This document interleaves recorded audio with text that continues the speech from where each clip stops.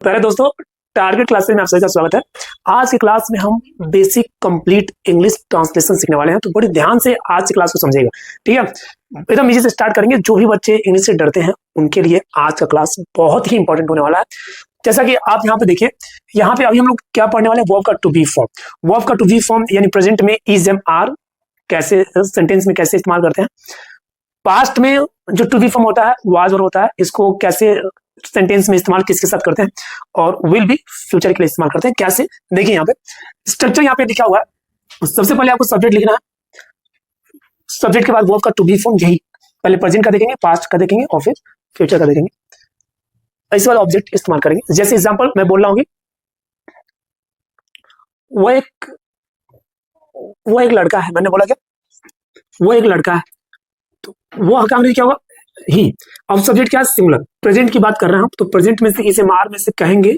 अगर पूछा जाए कि इज एम आर में से आप कौन सा इस्तेमाल करेंगे, तो सबको मालूम है कि सब्जेक्ट हमारा सिंगुलर है तो क्या इस्तेमाल करेंगे, इज।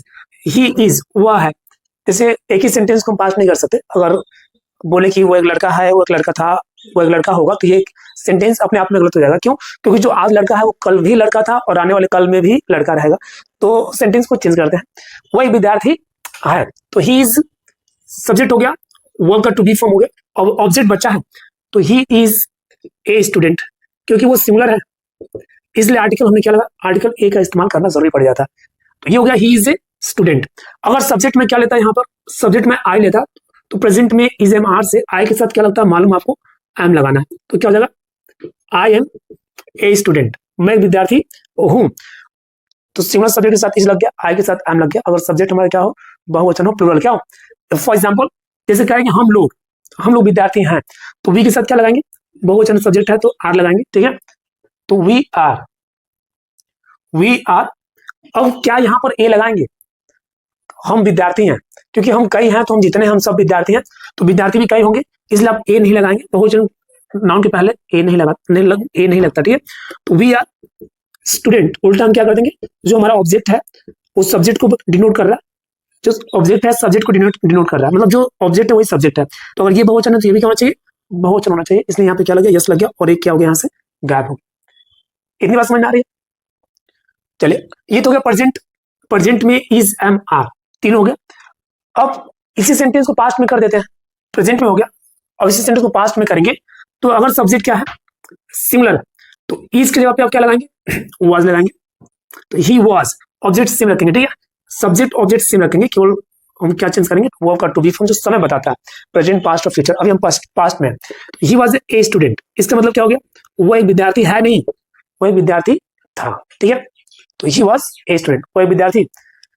आई के साथ पास्ट में दोनों में से क्या लगाएंगे आप, अगर सब्जेक्ट आई हो तो वाज लगाएंगे या वर्ड लगाएंगे, क्या लगाएंगे, वर्ड लगाएंगे, वाज लगाएंगे, क्योंकि आई ये क्वेश्चन होता है, फर्स्ट पर्सन सिंगुलर सब्जेक्ट होता है, तो आई के साथ भी क्या लगेगा, ये भी हमारा सिंगुलर सब्जेक्ट है लेकिन थर्ड पर्सन है, ये फर्स्ट पर्सन है, दोनों सिंगुलर है, दोनों साथ क्या लगा दिया, वाज लगा दिया। ठीक है, तो आई वाज, मैं था क्या, मैं एक विद्यार्थी था। अब पास्ट में हम बात कर रहे हैं। ठीक है, तो आई वाज ए स्टूडेंट।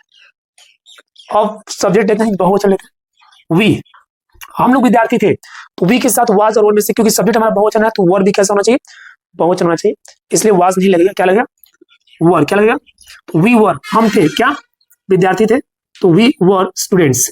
यहां भी जो स्टूडेंट है बहुवचन रहेगा, पीछे बैठे। ठीक है,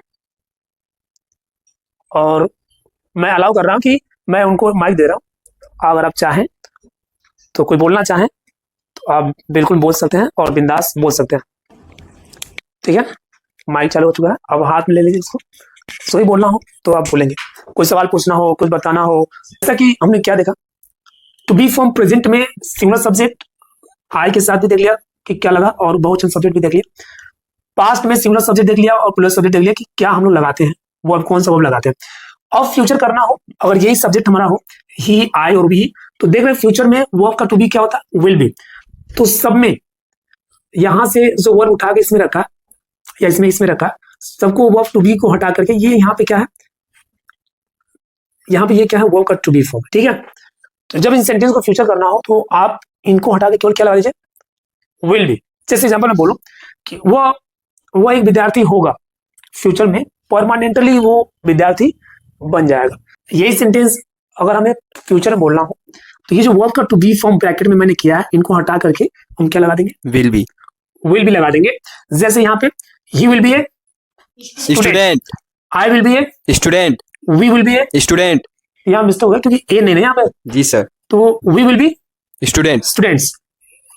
ये भी पास्ट का फ्यूचर एक ही होगा, यहाँ भी वही लग जाएगा, सेम लग जाएगा। ठीक है, ही विल बी ए स्टूडेंट। तो ये तो हो गया टू बी का पॉजिटिव सेंटेंस। अगर नेगेटिव करना हो तो क्या करेंगे? नेगेटिव करना हो तो क्या करेंगे? ये जो वर्ब का टू बी फॉर्म है, जो वर्ब का टू बी फॉर्म है, इसी के बाद क्या कर देंगे? नॉट लगा देंगे। यहाँ पे क्या कर देंगे? नॉट लगा देंगे। नॉट और फिर ऑब्जेक्ट आएगा। ठीक है, इतना कर देंगे। तो आइए इसको क्या करते हैं, हम नेगेटिव कर देते हैं। सारा सेंटेंस क्या करते हैं? नेगेटिव कर देते हैं। ठीक है, जैसे मैं बोल रहा हूँ कि वो एक विद्यार्थी नहीं है, ही इज नॉट ए स्टूडेंट। वो एक विद्यार्थी नहीं है, मैं एक विद्यार्थी नहीं हूं, I am not a student. यहाँ पे एक चीज देखने वाली यह है कि कई बार जब मैं कॉपी चेक करता हूँ बच्चों का, तो उसमें क्या करते हैं कि ये जो नॉट है ना, नॉट के पहले ए को रख देते हैं। तो ये मिस्टेक है, ये गलत है। हमेशा जो ए और एन आर्टिकल है वो नॉट के बाद ही आएगा। इतना ध्यान रखना बहुत जरूरी इंपॉर्टेंट है, ये गलती आप कभी नहीं करेंगे। ठीक है, ये हो जाएगा, ये क्या हो जाएगा? हम विद्यार्थी नहीं है, तो ये सेंटेंस क्या हो जाएगा? We are not student, we are not students, we are not. यहाँ पे इसको नेगेटिव करना है कि वो विद्यार्थी नहीं था। सेंटेंस क्या हो जाएगा? बोलेंगे सब लोग, he was not student, A students, a student, A student. मैं एक विद्यार्थी नहीं था, क्या हो जाएगा?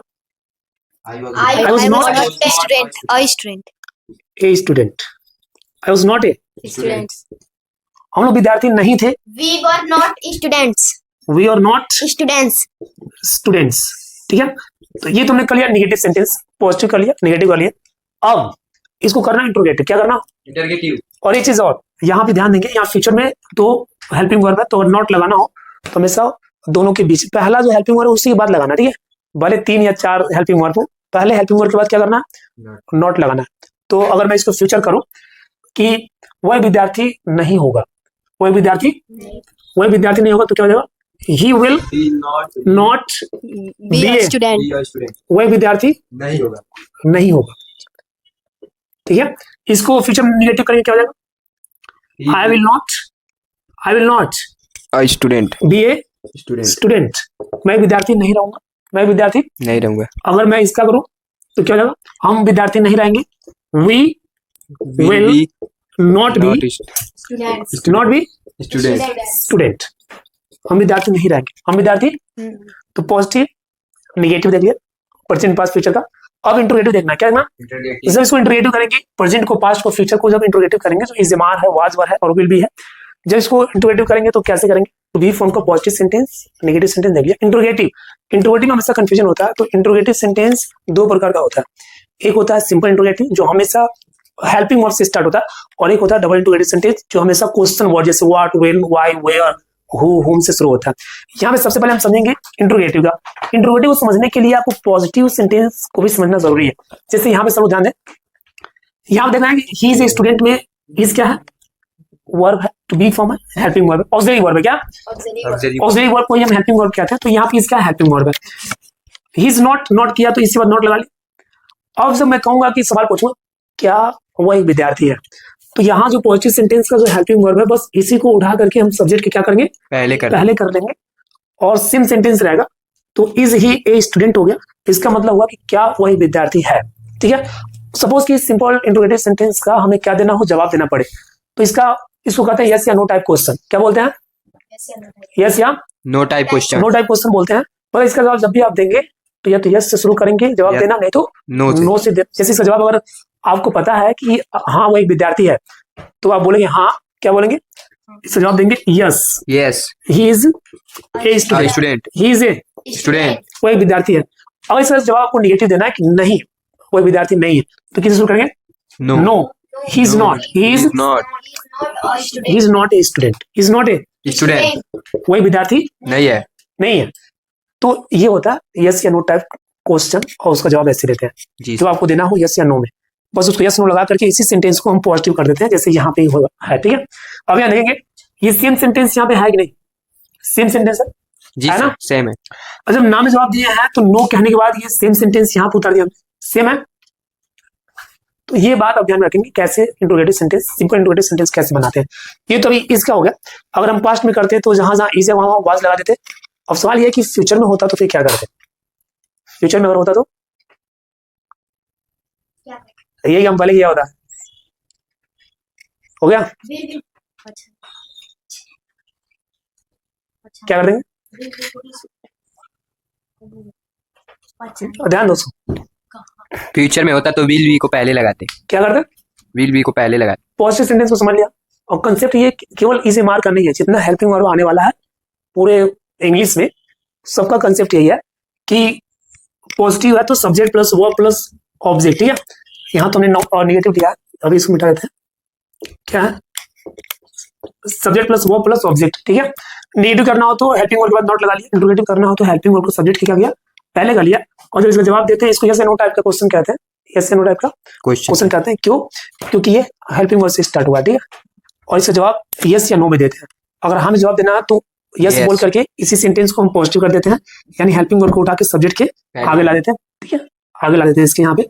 और जब नॉट में जवाब देते नहीं में जवाब देते हैं तो नो बोल करके, और ये जो नेगेटिव सेंटेंस है ना, नेगेटिव सेंटेंस आप जानते हैं कि हेल्पिंग वर्ब के बाद नॉट लगता है ना, तो सेम वही sentence he is not a student, ऐसा हम कर लेते हैं। तो ये हो जाता है यस या नो टाइप का क्वेश्चन।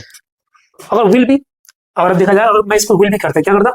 Will be. अगर ये होता है कि ही विल बी ए स्टूडेंट, ठीक है, और इसका मुझे अगर इंट्रोगेटिव करना होता तो ये पहले से नेगेटिव करा था, he will not he will not be a student. कोई विद्यार्थी नहीं होगा, कोई विद्यार्थी he will not be a student. ठीक है, जब इसका इंट्रोगेटिव करते हैं, इसका तो इंट्रोगेटिव। सवाल ये होता है कि क्या दोनों सब्जेक्ट पहले होगा? तो नहीं, बिल्कुल नहीं होगा।